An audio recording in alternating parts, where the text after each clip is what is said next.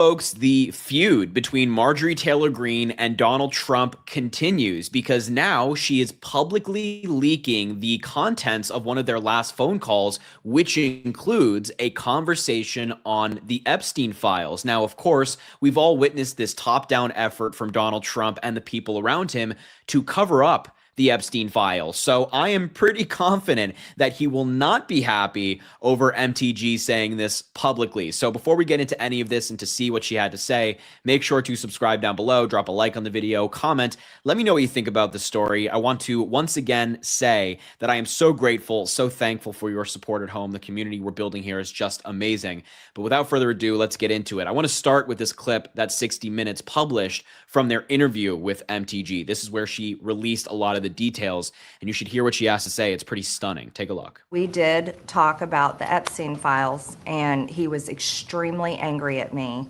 that I had signed the discharge petition to release the files. I fully believe that those women deserve everything they're asking. They're asking for all of it to come out. They deserve it.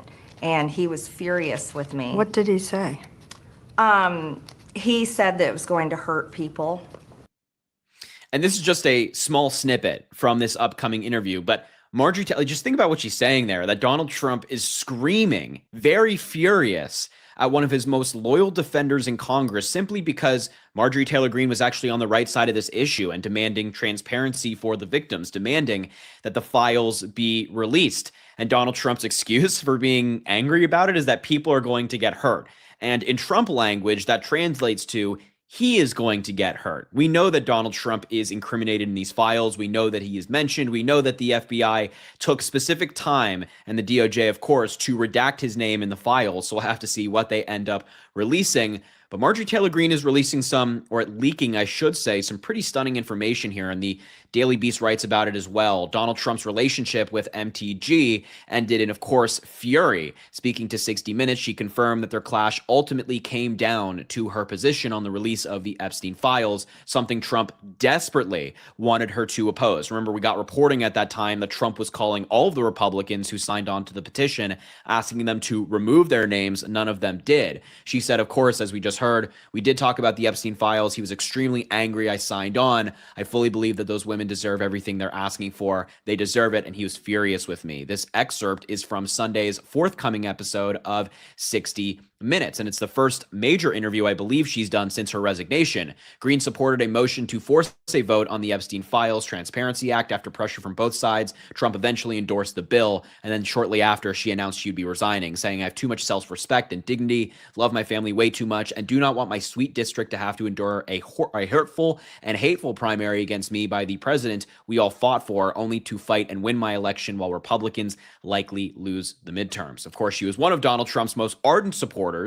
And when, as we just saw, Saul, the journalist, asked what did he say, he said that it was going to hurt people. And this was that post from Donald Trump that really kicked things off with Marjorie Taylor Greene saying that she's a traitor, that she's wacky, that she's crazy, and all that stuff. We've seen, of course, their feud. But look, aside from what Marjorie Taylor Greene is leaking here about their conversation, I think people at home, you watching this, have noticed that the Epstein files have not come out. This law was signed in by Donald Trump on November 19th, and it mandated that all the Epstein files be released within 30 days. It is now early December, and it still has not been released. The time is ticking, and they're getting awfully close to that 30-day date. And so, I mean, I also want to point out that I tweeted yesterday morning, or yesterday afternoon, I should say, saying that Donald Trump has not released the Epstein files, don't forget.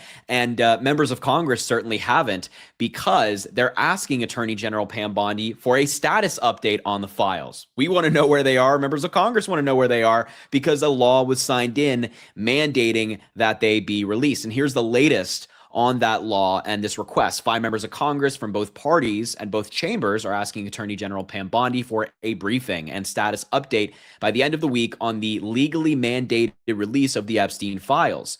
In the light, quote, this is from the letter that they wrote, in light of the short 30-day deadline to release the Epstein files, we are particularly focused on understanding the contents of any new evidence, information, or procedural hurdles that could interfere with the DOJ's ability to meet the statutory deadline. The signatories are Senators Jeff Merkley from a Democrat from Oregon, I should say, sorry. Lisa Murkowski, who's a Republican from Alaska, Ben Ray Lujan, a Democrat from New Mexico, as well as the law's lead authors, including, of course, Thomas Massie and Ro Khanna, who were the ones who really got all this started. The lawmakers noted that the DOJ announced an investigation into Epstein's connections to numerous Democrats, which many, I think, rightfully believe that Donald Trump did that in order to prevent Epstein files from coming out that relate to him, for example. Quote, in the interest of transparency and clarity on these steps required to faithfully implement the Epstein Files Transparency Act, we request a briefing either in a classified or unclassified setting to discuss the full contents of this new information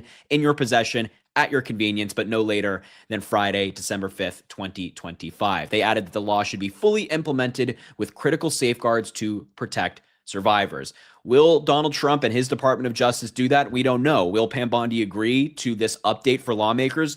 I don't know. I'm pretty skeptical. I'm not holding my breath exactly that I think Pam Bondi's going to pull through on this one and she's going to do the right thing and provide a briefing to lawmakers, but we will have to see. That's the latest on this act, but we actually did get some major news on some possible new evidence and separate files coming out regarding Jeffrey Epstein. Yesterday, a judge approved the release of Epstein grand jury documents in the Florida case. Of course, Epstein was tried in Florida as well earlier in the 21st century, around like the 2008, 2009 era, I believe. I don't have a date in my mind, but he was. A federal judge in Florida on Friday approved the release of grand jury documents from a nearly 20-year-old investigation of Epstein, beginning the process of making public another batch of documents. The investigative material from the Florida case is among the older information that law enforcement held about Epstein, dating to an investigation that was first opened in 2005.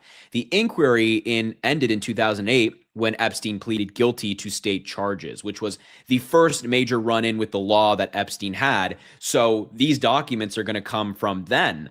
And I think that these are especially interesting because of the politics around it. So that's basically the breakdown, that the judge has approved the release of these files, and they're doing so because of this new Epstein law that mandates that the Department of Justice release them within 30 days. But the interesting thing about these documents in particular is that a lot of grand jury materials may not include the most damning pieces of evidence against Epstein, the most damning parts of their investigation, but these documents are from Florida.